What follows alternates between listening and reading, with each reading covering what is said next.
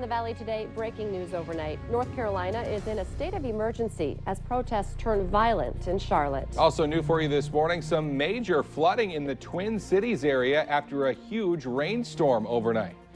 And it's the first day of fall. We've got some lovely weather to start off the season. All of your forecasts. Live from Fargo and serving you on TV, online, and on the go. This is the Valley Today on Fargo CW. Hi, everyone. Thanks for waking up with us. It's now just after 7 a.m. We're following breaking news this morning on a state of emergency in Charlotte, North Carolina. We're getting a look at damage from overnight after protests over a deadly officer shooting turned violent.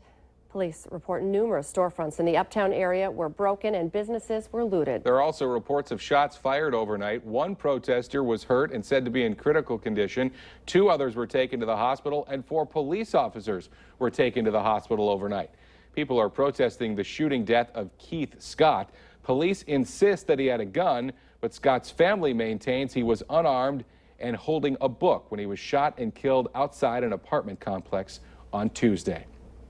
Also breaking for you this morning, a U.S. Marine pilot is safe this morning after having to eject from his fighter jet when it crashed into the waters off the Japanese island of Okinawa. A Marine spokesman says the flight was a routine training mission and the pilot was the only person on board the aircraft.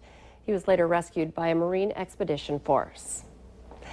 Time now for a check of our weather, and we're wrapping up summer and starting the first day of fall today. We are, and it's a pretty good day, I would say. We've got some sunshine on the way and some pleasant weather too. Here's a look at our first day of fall timing at 9:21 officially. That is when the fall equinox occurs, and what that means is that literally it means equal night, and it means equal daytime and nighttime, and when we have the sun's direct rays right over the equator, and that of course signals some shorter days ahead and some cooling weather coming up. Today should feel pretty good though. We're looking at, even by the noon hour, temperatures into the 60s and some sunshine through the morning. In the Southern Valley, we may have a few clouds trying to hang on in the south, and as we move ahead toward the afternoon, some of those clouds trying to creep their way into the valley from west and south. We've got a couple of systems, one impacting the southern part of our viewing, or southern part of Minnesota rather, and then another one that will be moving into our viewing area tomorrow. And the combination are going to bring in some clouds for us today there. So this afternoon, some 60s north, maybe getting to some low 70s in the south, and breezy. Wind will be out of the northeast, gusting into the teens and 20s at times. Now by late tonight, we've got a lot of cloud cover that's moved in. And in addition to that, we're looking at temperatures that are hanging on to the 50s to some low 60s.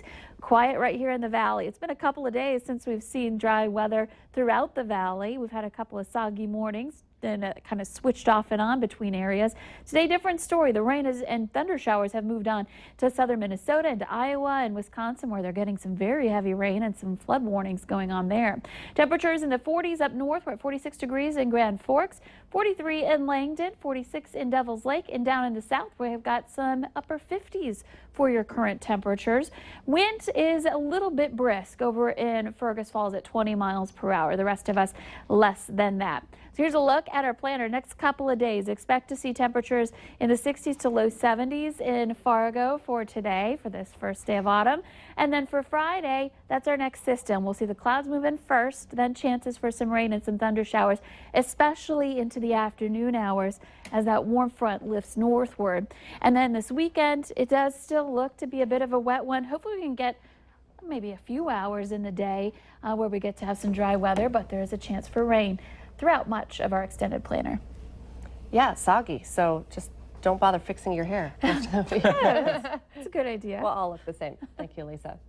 People in the Twin Cities, as Lisa's been talking about, are dealing with some major water problems this morning after a line of storms dumped several inches of rain overnight. In Maple Grove, there was so much water covering the road, some people had to push their cars through it. The flash flooding consumed entire intersections, left cars stranded, and even brought water into some businesses. Now, the Hennepin County Sheriff's Office says it responded to calls of severe flooding at several intersections and even in basements overnight. More rain is expected there today. Grand Forks police are asking for your help tracking down a wanted man who took off from them. Police were in the area of Valley Ho Trailer Park looking for Cody Siddell yesterday. He was spotted driving a small red pickup. Police say he and a passenger took off, but the pickup broke down in the 2000 block of Old Mill Road. Siddell then ran toward the Red River. Authorities brought in a water rescue unit, canines, and several officers, but found nothing. Siddell is not considered a threat to the public. You're asked to call police, however, if you have any information about where he is. We're following new developments in the investigation of several bombings in the New York area. Investigators have released a surveillance picture of two men that they want to question in connection with this weekend's bombings in New York and New Jersey. The potential witnesses apparently grabbed a suitcase containing a pressure cooker bomb in New York City on Saturday. They took it but left the device behind. One man, Ahmad Rahami, is already facing federal terrorism charges in the case. He's accused of detonating a bomb in New York City and another in Seaside Park, New Jersey. A district judge is turning down a request for temporary release made by a family member of the man accused in the Minnesota mall stabbing attack. Abdullahi Adan is currently being held in the Cass County Jail on drug charges. Yesterday, he was in court and asked to be furloughed so he could attend the funeral of his brother, Dahir Adan. That request was denied. Dahir Adan was shot and killed by an off-duty police officer after allegedly stabbing 10 people at a St. Cloud mall Saturday night. A Northwest Minnesota man is facing a long list of charges after the alleged physical and sexual abuse of a family member. 29-year-old Jared Renner of Langby is facing 5 felony charges for alleged crimes against a female victim. The most serious carries a maximum sentence of 15 years in prison. Sanford Health Security and Fargo Police are working together to try and track down whoever's responsible for some vandalism in the downtown area. Police were called to Sanford Health multiple times yesterday, once to the same-day surgery parking lot where at least one car had broken windows, and twice to the north parking garage for more broken windows. Anyone with information about this incident is asked to contact Fargo Police.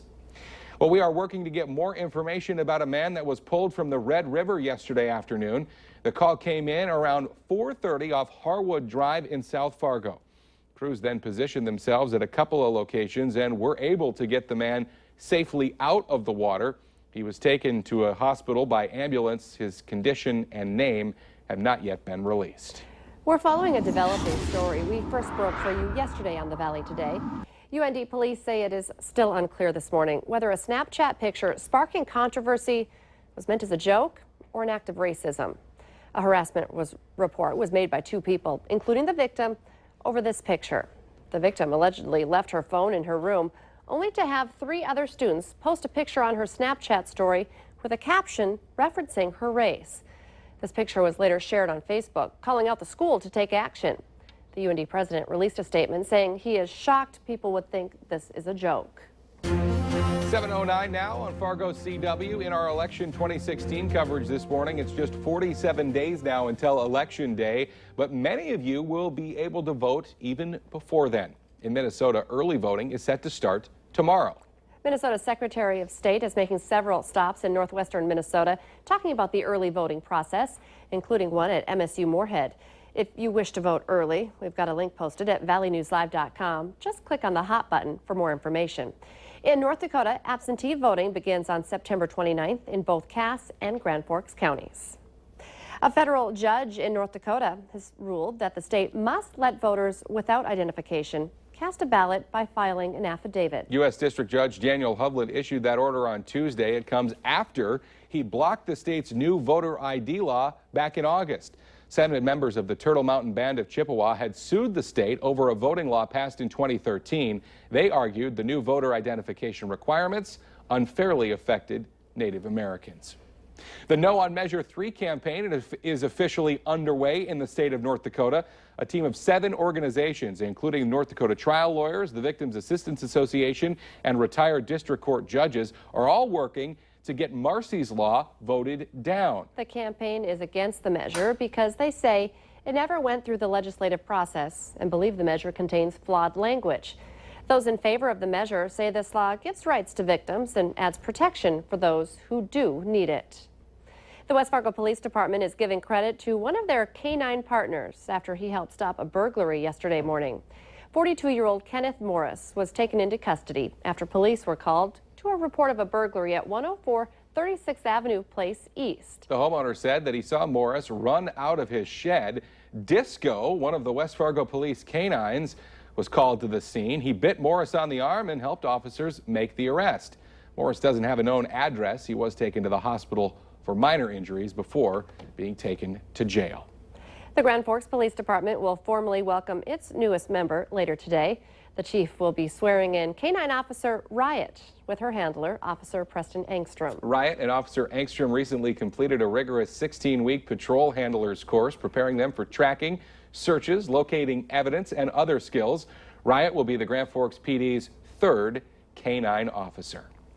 Well, from fun cuts to shaved heads, or maybe just a bold streak of color, today, people in the Valley will be showing their support for families who are fighting cancer.